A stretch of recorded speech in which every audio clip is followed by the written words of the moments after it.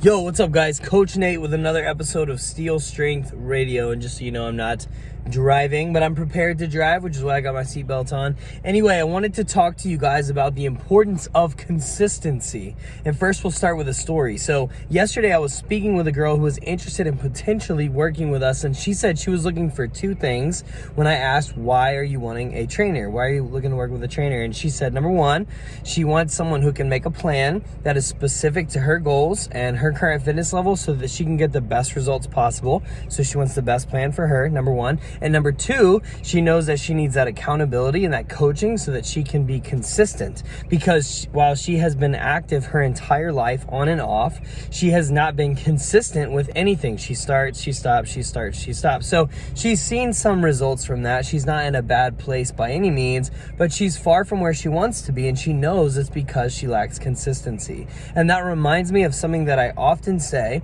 which is, while of course it's best to follow the best plan for you consistently, if you had to pick, I'd rather you follow a mediocre plan consistently than the best plan for you inconsistently. Consistency is king. And again, of course, we want both. We want the best plan for you followed consistently, which if you're going to work with us, if you're paying to work with us, we are going to make sure that that is the case. But I'm just making my point here that consistency is so important.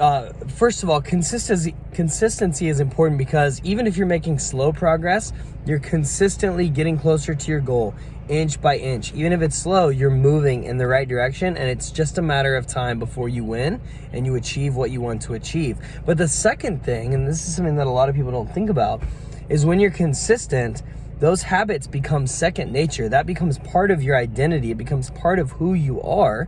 And so now you can, at some point when you're ready, when you decide, you can take your already, this process that you're already consistently working at, you're already seeing good results no matter how fast or slow, and you can ramp it up because you've already established your quality of habits and the quality of who you've become in the process of being consistent,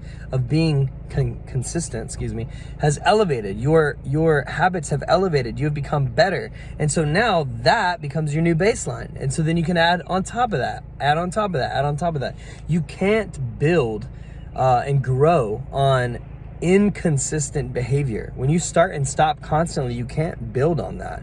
But you can always build on consistent behavior no matter how small. And so I think consistency is king for two reasons. Number one, it's always going to move you closer to your goal, even if it's slow.